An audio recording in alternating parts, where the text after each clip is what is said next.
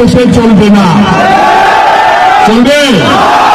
আপনারা পিয়ার চান, পিয়ার মানে বুঝেন, তাহলে কেমন পিয়ার করবেন আপনি? আপনার দরকার নির্বাচন।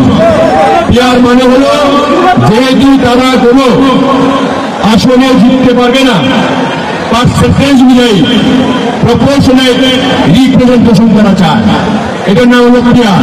অর্থাৎ সারা দেশে যদি 3% বা 5% ভোট পায়, তারা সংসদের 15টি আসন পাবে।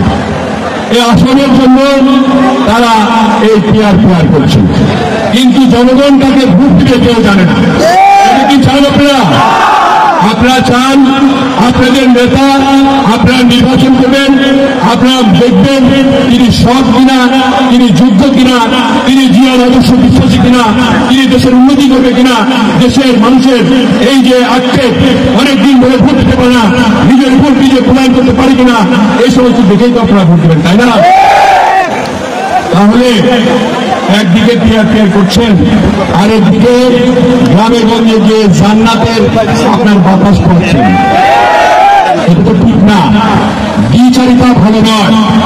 আমরা জানি এইখানেও জামাতের একজন প্রার্থী দেওয়া হয়েছে, আমি বলবো না তিনি খারাপ, কিন্তু এই এলাকার যে কাজ করতে পারবে, এই এলাকার যে মানুষের দুঃখ দুর্দশা লাঘব করতে পারবে, এই এলাকার যে কাজকর্ম আছে সেগুলি সম্পন্ন করতে পারবে, এই এলাকার যে নদী ভাঙ্গন, এই নদী শাসন যে করতে পারবে তাকেই ভোট দিতে হবে। এবং আমাদের এখানে এই এলাকায় আমাদের জানি বাংলাদেশ জাতীয় দলের ভোট এবং সকলে মিলে দেশনেত্রী বেগম খালেদা জিয়া এবং ভারপ্রাপ্ত চেয়ারম্যান তারেক রহমানের দিকে তাকিয়ে আছে। সারা বাংলাদেশ একটি গণতান্ত্রিক পন্থায় উপনীত হবে, দেশের মানুষের মধ্যে সমতা থাকবে, প্রত্যেকের শিক্ষিত যুবকদের চাকরি হবে এবং যারা বেকার রয়েছে তারা সরকার হবে, কাজ করবে এবং তাদের জীবনমান উন্নয়ন হবে। এটাই হলো আমাদের লক্ষ্য। উপনীত হতে গেলে আপনারা ভোট দিতে হবে কিসে? ভোট দিতে হবে আমাদের মার্কা কি?